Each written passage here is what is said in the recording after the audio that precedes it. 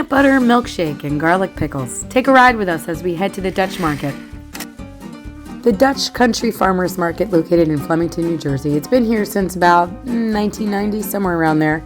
Still operating today as a long-running Amish indoor-style market. Let's go take a look around and see what we can find. These are definitely some of the best pickles you're going to get in New Jersey, right here. I'm going to come back and get some. There's a bit of a line here, as you can see. Spices, flowers, bulk food items. And then if you turn the corner here, there's some nice gifts, things you could get for the little ones. Some furniture. Let's see what's down around this way. Some lovely homemade birdhouses and some fresh produce. So this market's only open Thursdays, Fridays, and Saturdays, which I think makes it feel more special when you come here, because you can't come every day. You can't just come here every day like you go to ShopRite, right? You gotta come only on special days. And of course they have fresh meats, they have beautiful pies, cakes, breads, they have awesome cheese products and other items like that. Look at all these cakes over here. And what I like is you can get a half a cake or a half a pie, because you might not want to eat a whole one yourself. But maybe you do. Maybe you do want to eat a whole cake yourself. That's okay.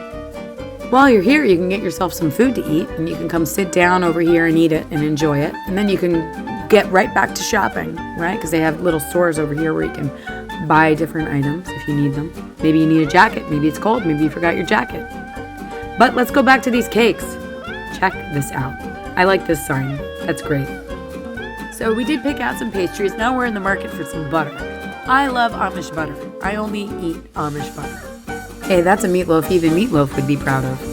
And if you come here, you must get a milkshake. I just encourage you to get a milkshake and get a pretzel. They are freshly made. Look at this. The real deal right there. All right, so I couldn't turn down a peanut butter milkshake. And we got some pastries.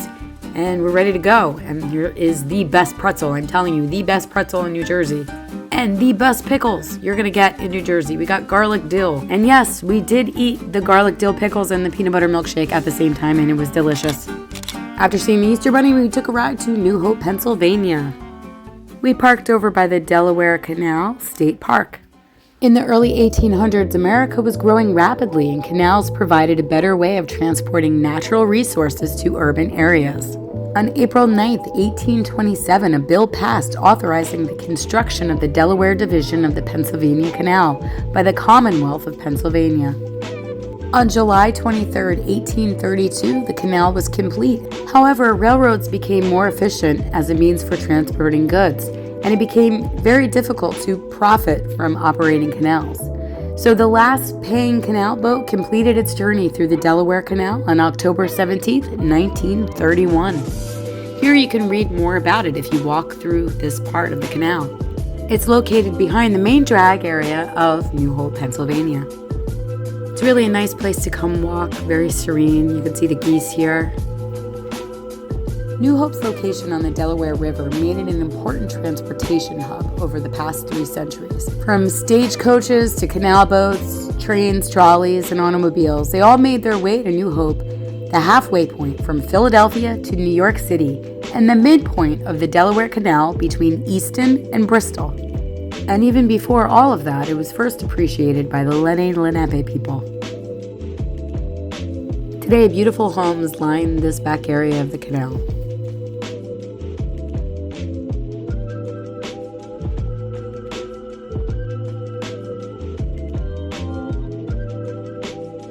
There's a few bridges that you can walk under as you walk along this canal path here. I always get nervous because I remember we were in Texas once and there was a bridge that we went under and there were a whole bunch of bats underneath it. So I'm afraid that there's going to be bats under here. There probably are, but I don't see any. And I certainly don't smell them like I did in Texas.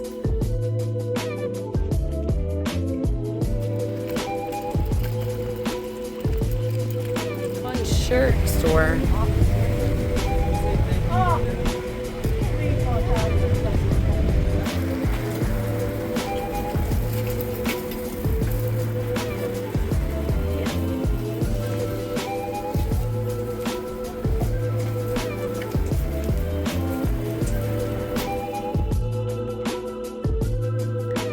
Don't bring your horses on the bridge, guys. Let's go see the Delaware.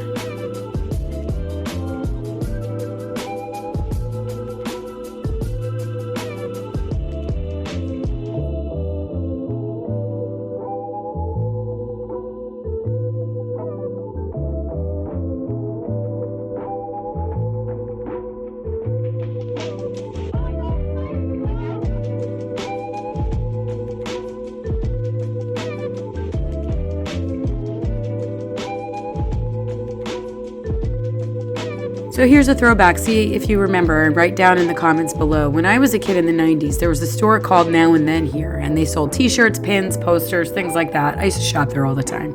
Miss that store. It was great. Now they have, like, I don't know, what was it, like leather or something? And here we have to the right the Delaware House, which was a stagecoach stopping in back in the 1800s. Gateway to the town.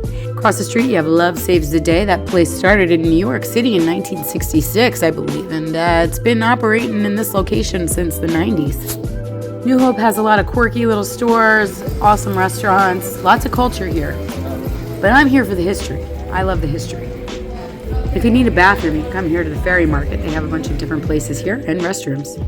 And then you can go down and feed the ducks. As you walk down here to see the ducks, you can also see that there's a New Hope Historical Society sign here about the ferry landing. So this little area on the Delaware River played an important strategic role during the War for Independence. And throughout the war, the ferry crossing was traversed countless times by messengers, supplies, and military. In December 1776, before the Battle of Trenton, the village was a military stronghold protecting the American Army's flank from British forces. Following the capture of Philadelphia in 1777, Coryell's Ferry was one of the few river crossing points between Pennsylvania and New Jersey, free from enemy interference. In June of 1778, General Washington marched his army from Valley Forge to the Delaware, crossing here before the battle at Monmouth. The ferry operated for about 100 years until the first bridge was built between New Hope and Lambertville in the early 1800s. And here we have another sign about the ferry landing, and it says in 1718, King George I granted John Wells a license to operate a ferry on this site. This building here is the Historical Society, right across from the Bucks County Playhouse, very famous place.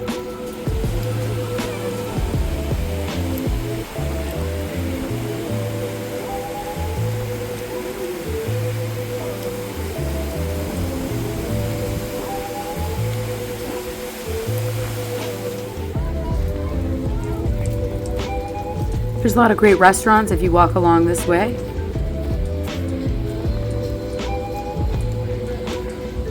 And of course, the nightlife, John and Peter's. You can come watch some bands here, and then across the way at Havana, they have bands as well.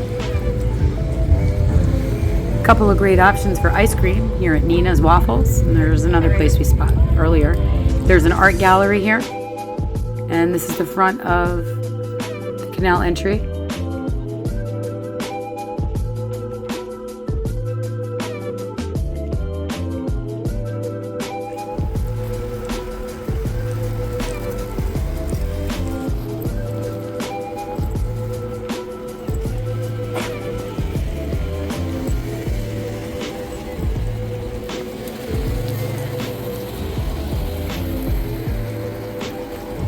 This place we're passing is called the Creeper Gallery. It used to be around the other way. I guess they moved. Anyway, this place is going to be Pickles. If you want to come here. And there's a record shop here. Get some records, some good deals. As mentioned before, Havana, a place to eat, place to watch bands. You know, the record plays here. And then you have some fresh chocolates. If you want to get some chocolates for your loved ones. Who doesn't love some country fair chocolates?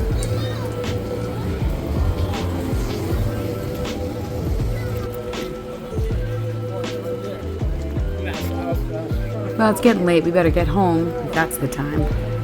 Keep on walking back. Here's another sign here about Old Town Hall. And this lady wants you to follow her down this alley. I don't know if you should, but I think there's cool clothes down there. And that's what she wants you to buy.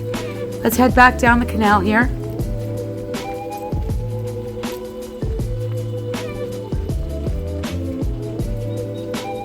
Sometimes you gotta stop and look at the little flowers. Oh, and before you leave, you always have to come down here and see Boomer, the dino dog. He's a 27-foot long bronze sculpture, also listed on Roadside America. He's kind of like the unofficial mascot, and he's weird, he's whimsical, and very creative that he's here, right? He's kind of bizarre, but, you know, it's fun. Hi, Boomer. How you doing? You being a good boy? Good boy. All right. Good to see you.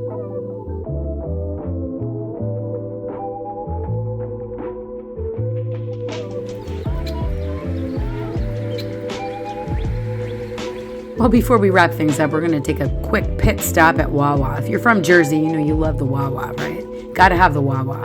If you live in other places, it's all about like Buc-ee's and whatnot. But, you know, you come here to Wawa, they got banana bread coffee. Come on, get out of here. I got to get some of that. Let's try it. Let's see how it is. I'm trying to wean myself off of milk, but not today, not today. And these Wawa pretzels are good, but I did have that Amish pretzel earlier, so I don't think it's going to be as good today because I already remember what that Amish pretzel tastes like, which is amazing. This trash can is bleeding. It's oozing from the trash.